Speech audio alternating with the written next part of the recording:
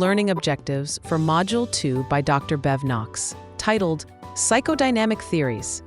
We will review Freud's psychoanalysis, Adler's individual psychology, Jung's analytical psychology, and Klein's object relations theory.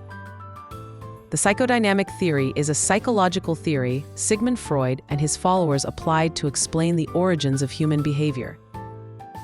According to Dr. Saul MacLeod, 2025, the psychodynamic approach includes all the theories in psychology that see human functioning based upon the interaction of drives and forces within the person, particularly the unconscious, and between the different structures of the personality.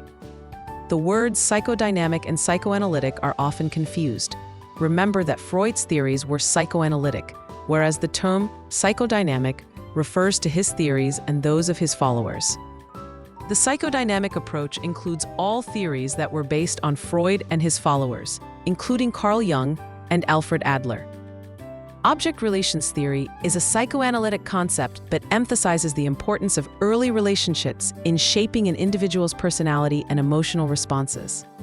Developed in the early 20th century by Austrian psychoanalyst Melanie Klein, the theory posits that infants transform significant figures in their lives, particularly their primary caregivers, into objects within their unconscious minds. These objects influence the child's perceptions and feelings, with experiences categorized as either good or bad based on the interactions they have with these figures.